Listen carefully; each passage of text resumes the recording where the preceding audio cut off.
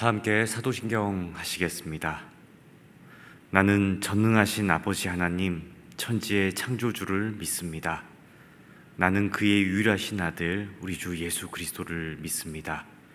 그는 성령으로 잉태되어 동정녀 마리아에게서 나시고 본디오 빌라도에게 고난을 받아 십자가에 못 박혀 죽으시고 장사된 지 사흘 만에 죽은 자 가운데서 다시 살아나셨으며 하늘에 오르시어 전능하신 아버지 하나님 우편에 앉아 계시다가 거기로부터 살아있는 자와 죽은 자를 심판하러 오십니다. 나는 성령을 믿으며 거룩한 공교회와 성도의 교제와 죄를 용서받는 것과 몸의 부활과 영생을 믿습니다. 아멘. 다 함께 찬송가 322장 부르시겠습니다.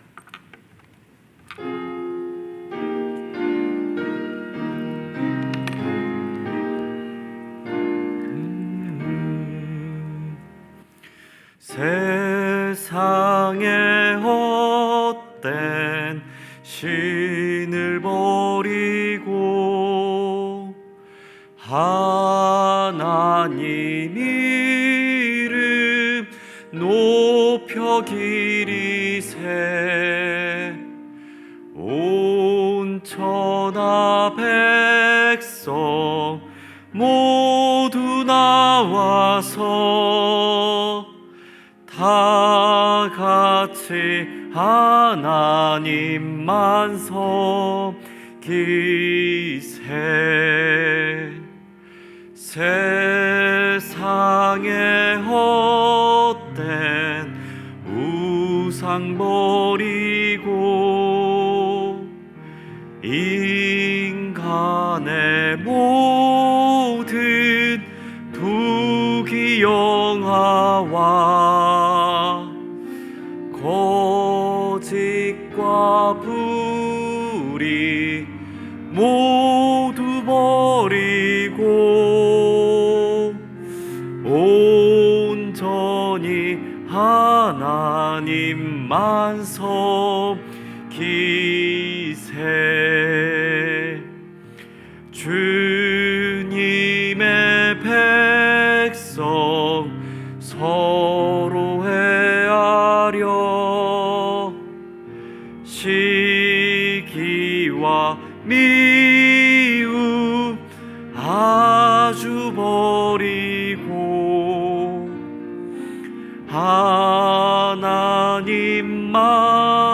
하나님만을 홀로 섬기는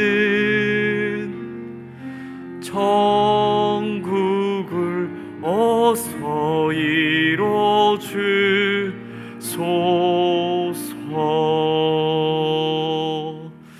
아멘.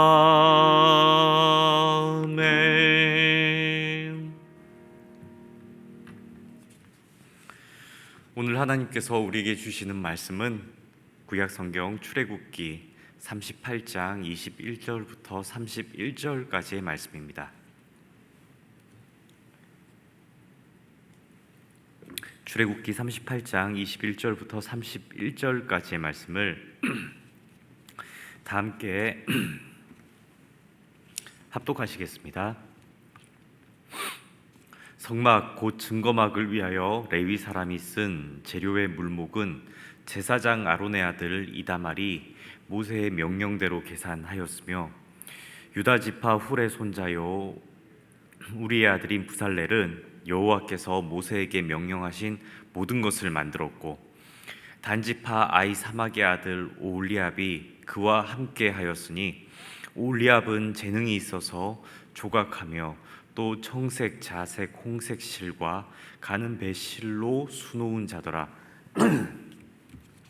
성소 건축 비용으로 드린 금은 성소의 세겔로 29달란트와 730세겔이며 개수된 회중이 드린 은은 성소의 세겔로 100달란트와 1775세겔이니 개수된 자가 20세 이상으로 60만 3,550명인즉 성소의 세겔로 각 사람에게 은 한 배가 곧 반 세겔씩이라.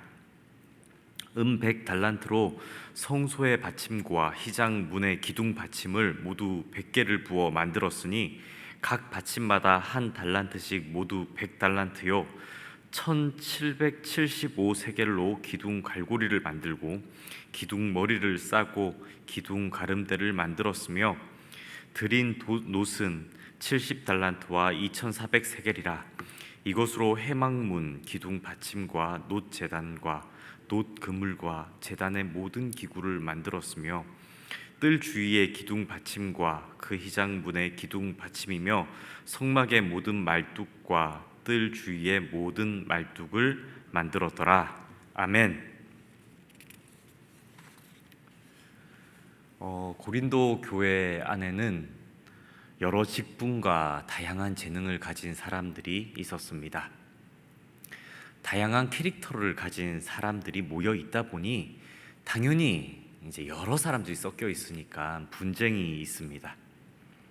고린도전서 1장 11절에 보면 내 형제들아 근로의 지편으로 너희에 대한 말이 내게 들리니 곧 너희 가운데 분쟁이 있다는 것이라. 이렇게 나와 있죠. 분쟁이 있다. 재능과 은사가 출중한 사람들이 모였지만 연합하는 일, 함께하는 일에는 서투를 수가 있습니다. 가령 여러 명이 모여 있는데 한 가지 문제를 해결하려고 해도 각각의 캐릭터가 분명하면 의견이 많고 또 각기 주장하는 바가 다를 수 있습니다. 유능한 사람들이 모였음에도 불구하고 분쟁과 갈등이 계속되는 경우를 말합니다. 그래서 사도 바울은 고린도 교회에 편지를 씁니다.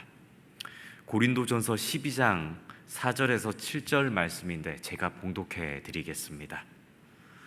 은사는 여러 가지나 성령은 같고 직분은 여러 가지나 주는 같으며 또 사역은 여러 가지나 모든 것을 모든 사람 가운데서 이루시는 하나님은 같으니 각 사람에게 성령을 나타내심은 어떻게요? 유익하게 하려 하심이라. 유익하게 하려 하심이라. 특히 이 7절 말씀 한번 다시 보시겠습니까? 각 사람에게 성령을 나타내심은 유익하게 하려 하심이라. 이렇게 얘기합니다. 하나님의 사람들은 각자가 가진 재능과 은사로 결국 무엇을 이루는 사람이어야 한다고 합니까? 서로를 유익하게 하는 것.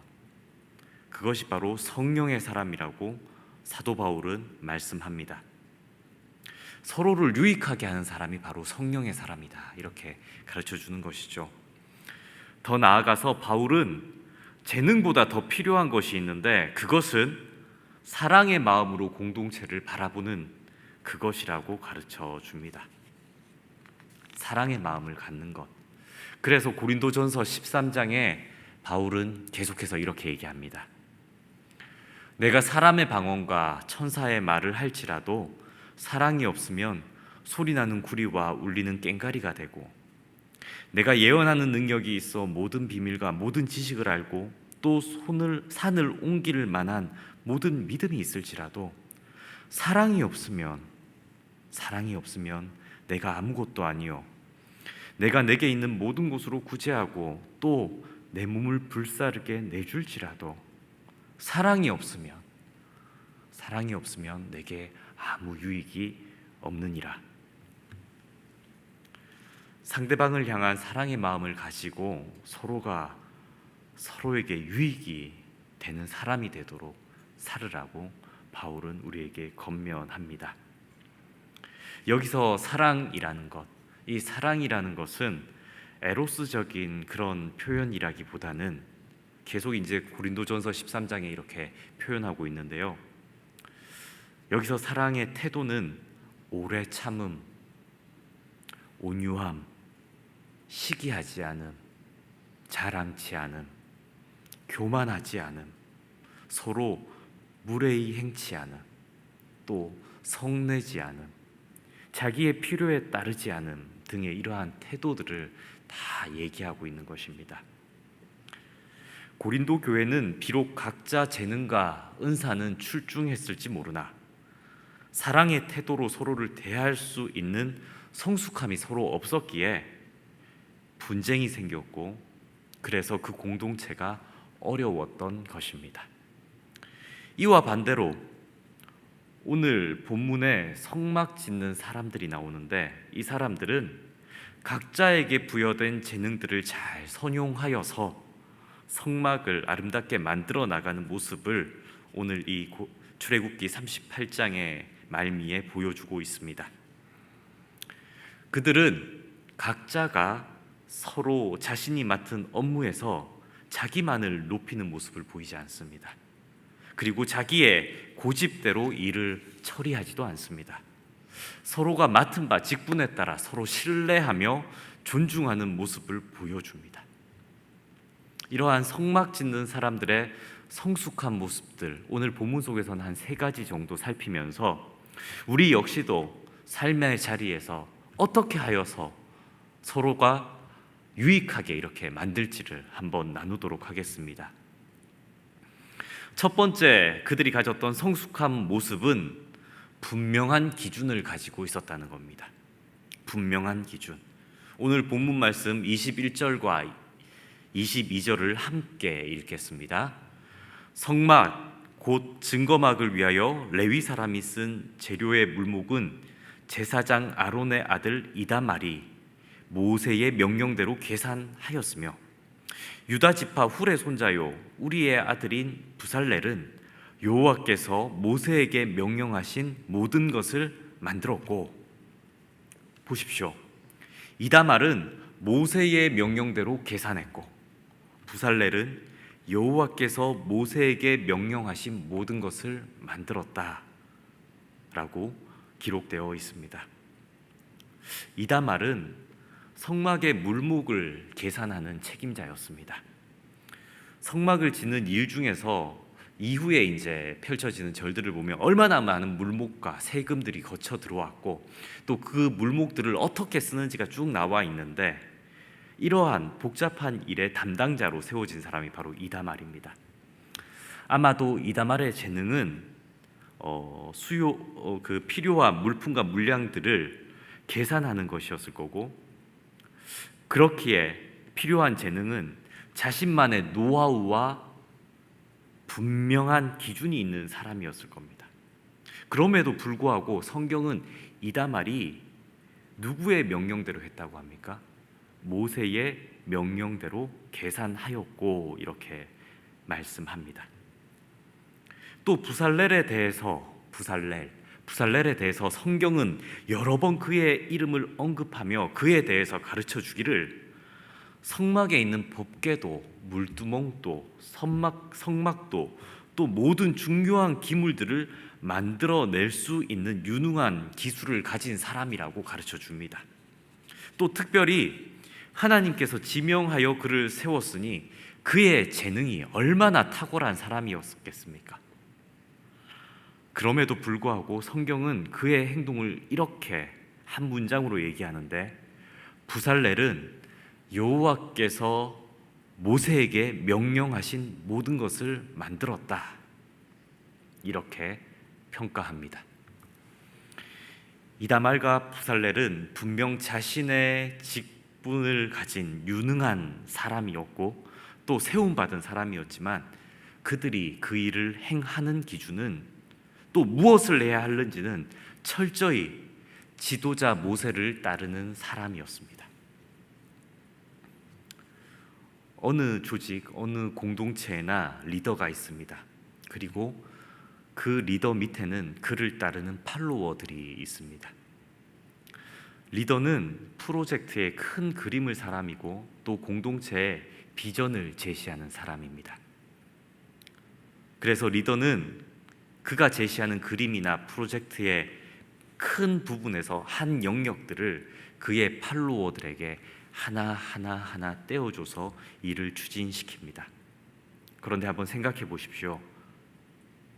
팔로워들이 리더를 신뢰하지 않거나 혹은 리더의 능력을 의심하여서 자신의 고집과 방법대로 각각의 일을 추진한다면, 과연 그 일이 큰 그림으로 봤을 때 제대로 성취될 수는 없을 것입니다.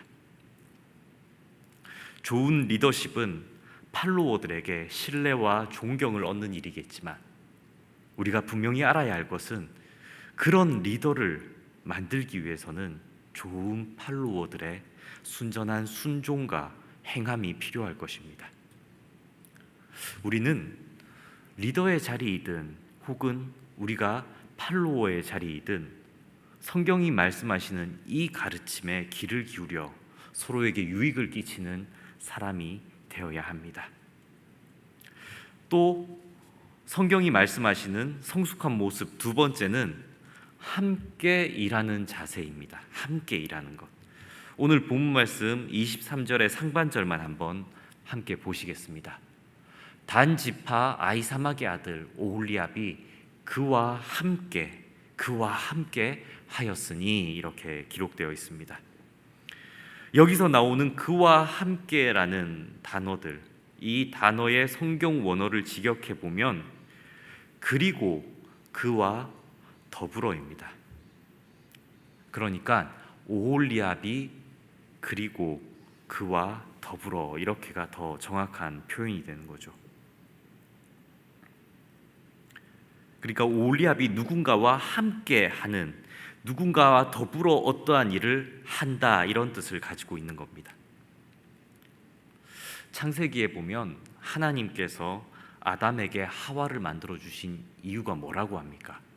서로의 부족함을 돕는 배필, 서로가 서로를 보완하는 관계로 살아가기를 원해서 만드셨습니다.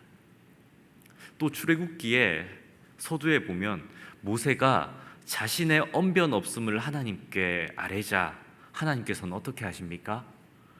아론과 함께, 언변이 좋은 아론과 함께 이스라엘 백성을 이끌도록 하셨습니다. 사도 바울 역시 교회를 그리스도의 몸으로 표현하면서 교회를 이루는 성도 각 사람을 몸의 일부분으로 열거합니다.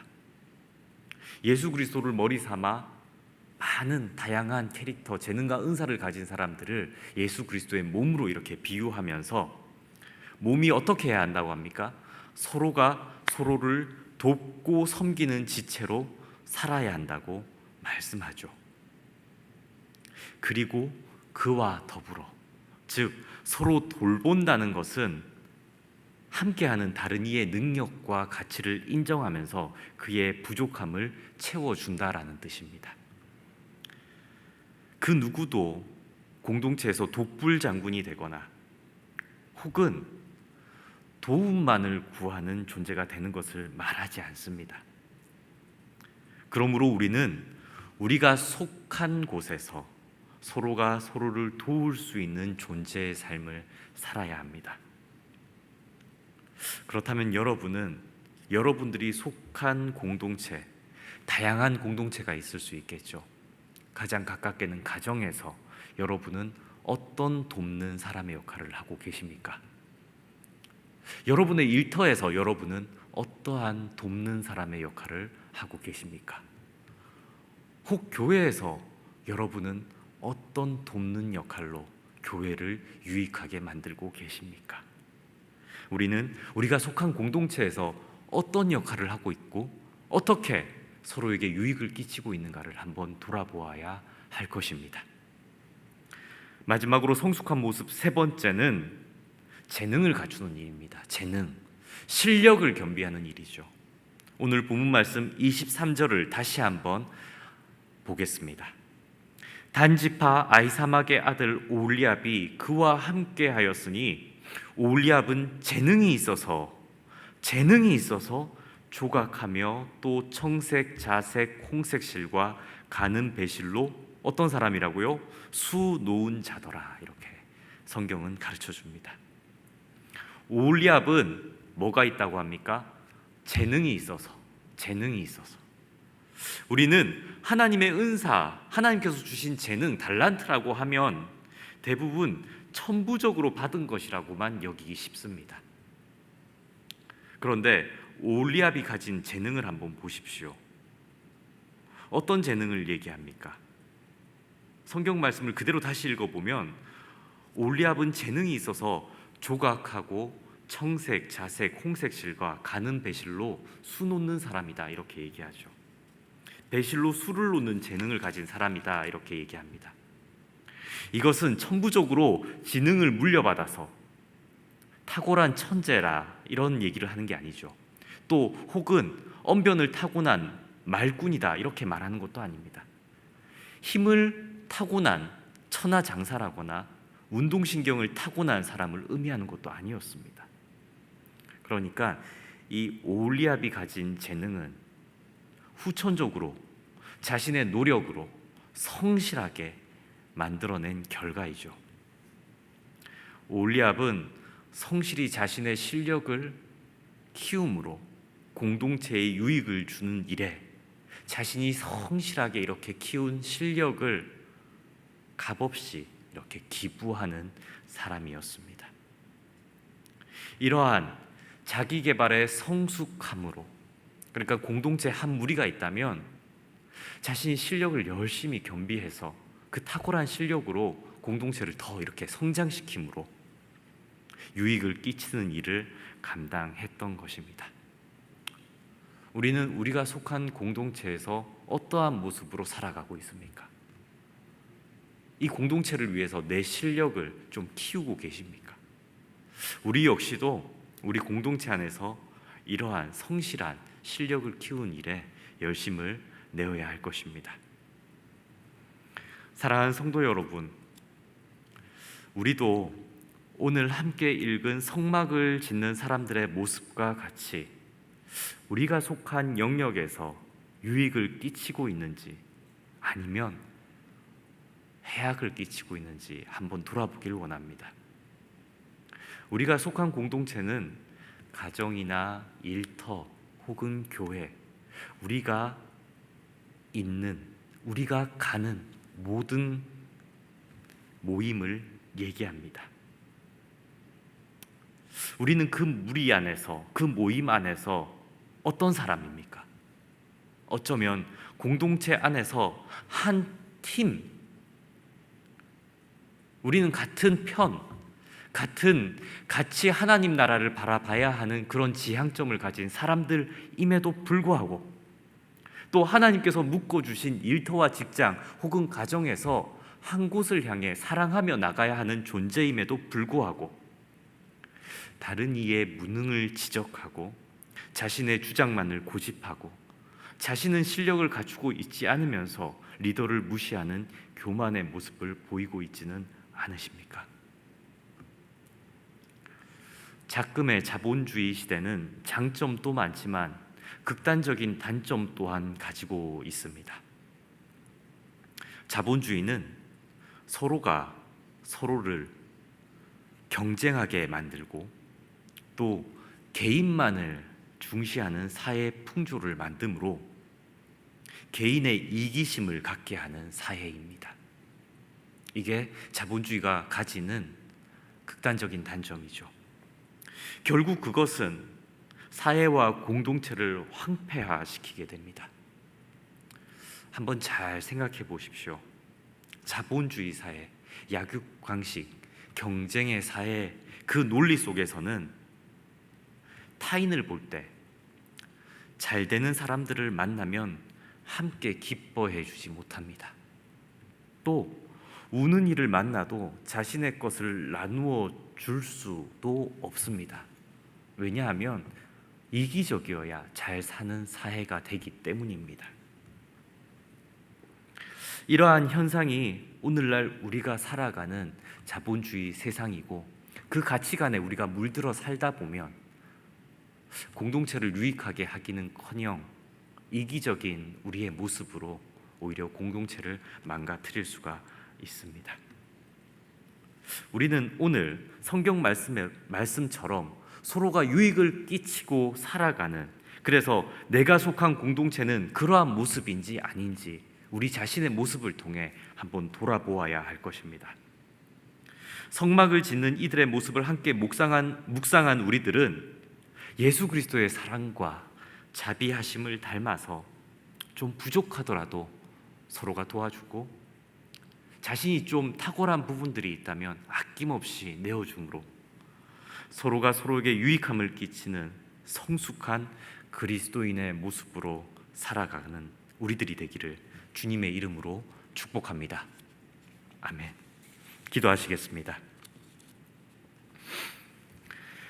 사랑과 은혜가 풍성하신 하나님, 오늘 우리는 성막 짓는 사람들의 모습을 보면서 공동체 안에서 나의 인품은 어떠한가를 돌아보게 합니다. 주님, 공동체 안에서 나는 내가 받은 은사와 재능을 어떻게 발휘하고 있는지 돌아봅니다. 하나님을 위해 함께 나아가는 자들과 일을 할 때에 아낌없이 서로에게 유익을 끼칠 수 있는 존재들이 되게 하여 주시고, 예수 그리스도께서 우리에게 베풀어 주신 은혜를 늘 풍성하게 누려서 다른 이들에게 줘도 모자람이 없는 사랑이 있게 하시고, 날마다 말씀의 풍성함이 생수의 강이 우리의 배에서 흘러 넘쳐서 다른 이들의 영혼을 살리는 유익을 끼치는 우리들이 되게 하여 주옵소서. 폭염이 더해지는 날씨 속에 우리가 살고 있습니다. 폭염으로 어려움을 당하는 이가 없도록 교회 공동체를 주님 지켜주시고, 이 새벽 미명에 일어나 함께 말씀 듣고 기도하는 성도들의 간절한 기도에 주여 응답하여 주옵소서. 이 모든 간구 우리 주 예수 그리스도의 이름으로 기도드립니다. 아멘. 하늘에 계신 우리 아버지, 아버지의 이름을 거룩하게 하시며 아버지의 나라가 오게 하시며 아버지의 뜻이 하늘에서와 같이 땅에서도 이루어지게 하소서. 오늘 우리에게 일용할 양식을 주시고 우리가 우리에게 잘못한 사람을 용서하여 준 것 같이 우리 죄를 용서하여 주시고 우리를 시험에 빠지지 않게 하시고 악에서 구하소서. 나라와 권능과 영광이 영원히 아버지의 것입니다. 아멘.